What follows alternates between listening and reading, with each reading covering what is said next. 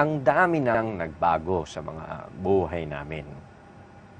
Pagbabagong yung iba'y nakabuti. PJ? Tulad ng pagbabagong nangyari sa anak kong panganay, si PJ. Kararating mo lang ba? Ma, si JP, Ayun, lumabas. Sumama doon sa mga batang nangangaroling. pinayagan niyo? Oo, kasi yun ang gusto niya eh. Tsaka hindi naman lalayo yung mga yun. Ma, pambihira naman. Eh, paano kung makalayo siya? Alam niya naman ngayon ang biyahe namin. Tapos pinayagan niyo? Ay, sus.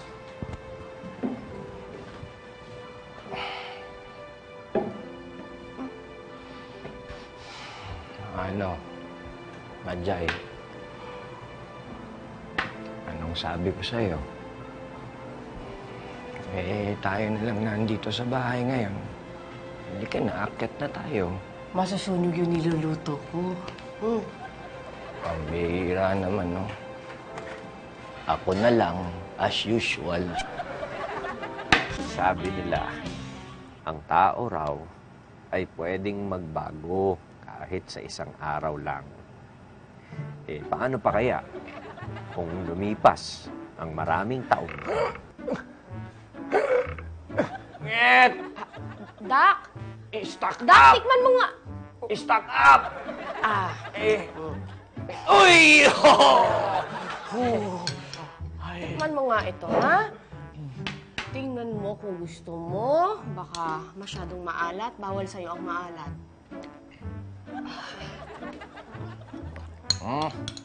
Nag-abala ka pang magluto ng Noche Buena. Sino namang kakain yan? Dadalawa lang tayo. Ikaw. Ako. Ako. Ikaw. Tayo. Talaga. O, ano to? Alam niyo ba kung saan ko nakita yung batang yan? Sa palengke. Parang hampas lupa, nanghihingi ng pera doon. Di naman po kami nahihingi ng pera eh. Nangangaroling lang po. Ganun natin yun. JP! JP, bumalik ka dito! PJ, pabayaan mo na yung bata. Hayaan mo na. Sige na. Kaya tumitigas yung ulo ng bata eh. Dahil kinukonsinti nyo. Sana hindi ko lang iniwan dito yung bata. JP! JP, buksan mo tong pinto. Malapit na ako mapuno, ha? JP! Anak, hayaan mo na lang kaya muna yung bata. Dad, hindi ko pwedeng hayaan ng ganyan yan. Isa pa. Baka ba nagmamaktuloy hanggang airport? Hindi pwede yun. Hayaan mo, ha? Ako na lang ang kakausap dun sa bata. Isa pa. Baka naman pwedeng dito na muna kayo hanggang bagong taon. Para naman may makasama kami ng mami mo. Dad, mahal magpa-rebook ng flight. At isa pa, nag-iintay na yung trabaho ko sa akin. JP! Dad, pwede ba ikaw na kumausap sa kanya?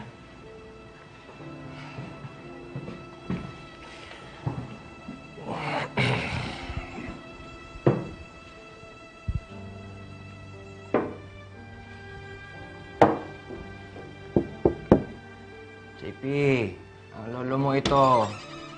Yan ang daddy mo. Dito na lang po ako. Ayoko po sumama kay Daddy. Ayoko po sa Hong Kong. Gusto ko po kayo makasama ni Lola.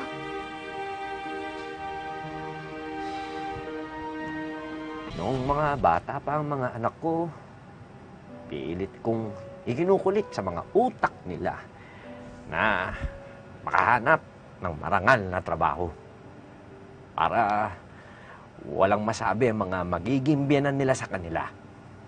Lalo't mga lalaki sila. Oo, pinilit ko silang lahat na magtrabaho sa ibang bansa. JP, pag tinukang bata ka ha, at siguraduhin mo pagbalik ko dyan, nakaayos ka na. Ano ba naman pinagsasabihin niyo sa anak ko? Dalawang linggo ko lang sa pinagbakasyon dito, halos hindi ko na makilala yung anak ko. Ayaw ko sumama sa akin sa Hong Kong. Nasabi nga sa amin yan ng mami mo na gusto niyang Dito na siya. Pero, wag mo iisipin na pinilit namin siyang dumito ng tuluyan dahil siya mismo nagsabi sa amin na gusto niya dito. Hindi magkaka-idea yun kung hindi nyo sinusulan. PJ, bakit naman namin gagawin yon ng mami mo? Gusto ba naming mahiwalay ka sa anak mo? Hindi ko kayang mahiwalay sa anak ko. At siguro pa, yan ang pinagkaiba natin. Dahil sa inyo, baliwala kahit nakahiwalay kami sa inyo. Kaya siguro, kami magkakapatid sa ibang bansa nakatira. Saan ka pupunta? Sa labasan lang ako kakain. Sige na po. Pakiusapan niyo na po si Papa. Gusto ko po talaga dito para po may bantay kayo. JP, Apo, huwag mo na kaming alalahanin ng lola mo. Kayang-kaya na naming dalawa dito. Tsaka hindi din naman papayag ang daddy mo kahit na ipilit namin sa kanya yung gusto mong mangyari. Lola, sige na po. Gusto ko po talaga dito. Ayoko po sumama kay Daddy sa Hong Kong.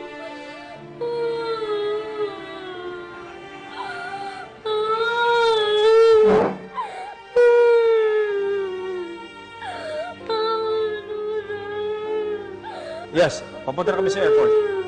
O sige, we're on our way. Okay, sige. O sige, bye.